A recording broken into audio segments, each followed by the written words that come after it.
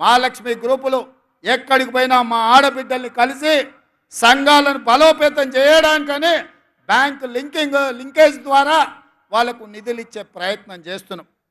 అందుకే ఇవాళ మిత్రులారా నేను అడుగుతున్నా, రేపటికి 90 రోజులు 3 నెలలు, 3 నెలల్లో 30,000 ఉద్యోగాలు ఇచ్చి నిరుద్యోగ యువకుల్ని ఆదుకొని లక్షలాది మంది నిరుద్యోగ యువకులకు విశ్వాసాన్ని మేము కల్పించినాం. డిఎస్సి నోటిఫికేషన్ 11,000 పైచీలకు ఉద్యోగ అవకాశాలు ఇచ్చినాం. తండాలలో, గూడాలలో, మారుమూల పల్లెల్లో పేదలకు విద్యను అందించడానికి పాఠశాలలు తెరవడానికి టీచర్ల నియామకానికి తెరలేపినాం. గ్రూప్ 1 పబ్లిక్ సర్వీస్ కమిషన్ ద్వారా 563 ఉద్యోగాలకు నోటిఫికేషన్లు ఇచ్చినాం. ఒక్కొక్కటిగా కేసీఆర్ చిక్కుముల్లేసి కాకి లెక్కలు చెప్పి తెలంగాణను సర్వనాశనం చేస్తే 10 ఏళ్లలో 100 ఏళ్లకు సరిపోయే విధ్వంసం సృష్టిస్తే ఒకటిగా శకలాల నుంచి తెలంగాణను బయటికి తెచ్చే ప్రయత్నం చేస్తున్నాం. మిత్రులారా, నిటారుగా ఎవరితోనైనా కొట్లాడడానికి నాకు ఈ ధైర్యం ఉంది అంటే, ఈ ఆత్మవిశ్వాసం ఉందంటే, ఈ పాలమూరు బిడ్డలు నన్ను గుండెల్లో పెట్టి చూసుకున్నారు, నన్ను భుజాల మీద మోసిండ్రు. గల్లీ నుంచి ఢిల్లీ వరకు మేమున్నాం, నువ్వు కొట్లాడు.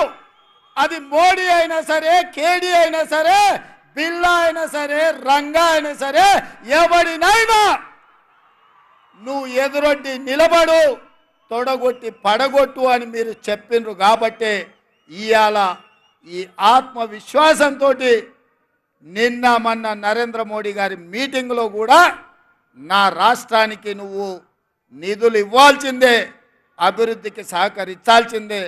నువ్వు గుజరాత్కు బుల్లెట్ ట్రైన్ వేసుకున్నా, సబర్మతి రివర్ ఫ్రంట్ కట్టుకున్నా, గిఫ్ట్ సిటీ కట్టుకున్నా, నా పాలమూరుకో నా తెలంగాణకు నాకు ఎందుకు ఇవ్వవు అని చెప్పి సభాముఖంగా ఆయన ఎదురుగానే తుమ్మిడేటి కట్టుకోవడానికి మాకు అనుమతులు ఇప్పించాలి, మెట్రో రైలు నిర్మించుకోవడానికి నువ్వు నిధులు విడుదల చేయాలి, మూసి రివర్ డెవలప్మెంట్కు నువ్వు సహకరించాలి, స్కైవేలు ఫ్లైఓవర్లు కట్టుకోవడానికి నిధులు ఇవ్వాలి, మెట్రో రైలుకు నిధులు ఇవ్వాలి, మా పాలమూరు రంగారెడ్డి ఎత్తిపోతల పథకానికి జాతీయ పథకం ఇవ్వాలని నరేంద్ర మోడీ గారు ఎదురుగానే చెప్పిన. ఒక ఆయన సైకిల్ మోటార్ మీద వచ్చేట ఆయన తలుపు కొట్టి నీకో మాట చెప్పాలన్నాడు. ఏందయ్యా అన్న, బీఆర్ఎస్ అంటే నీకు తెలుసా సార్ అన్నాడు. ఏందోనే వాళ్ళు ఏదో భారత రాష్ట్ర సమితి అన్నారు కదా అంటే, అది కాదు సార్, అది బిల్లారంగ సమితి, నువ్వు ఎప్పుడు బిల్లారంగ అంటావు కదా, ఒకటి బిల్లా ఇంకోటి రంగా, 2 కలిపితే సమితి, బీఆర్ఎస్ అంటే బిల్లారంగ సమితి అని చెప్పిండు.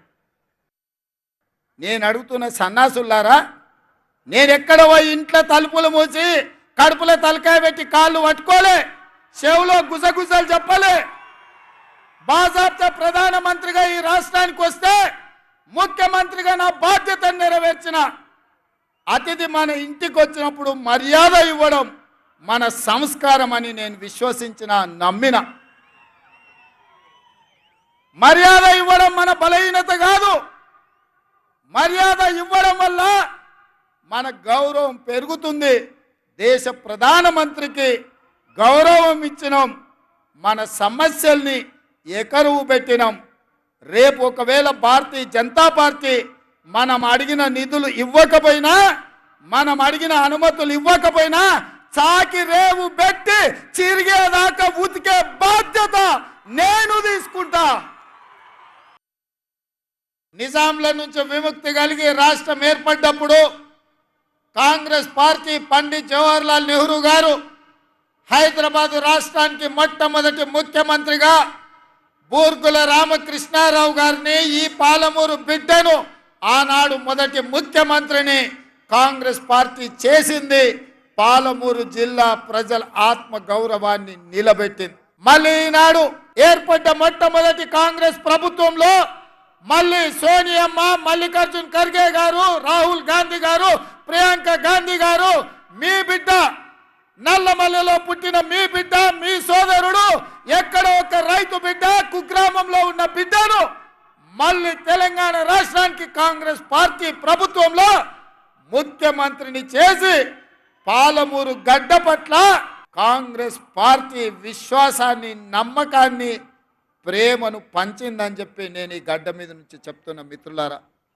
మా తాతలు ముత్తాతలు లక్షల కోట్ల రూపాయలు నాకు ఇయ్యలే. మా తాతలు ముత్తాతలు లేకపోతే నేను మా అయ్య పేరు చెప్పుకొని ఈ కుర్చీలో కూర్చోలే.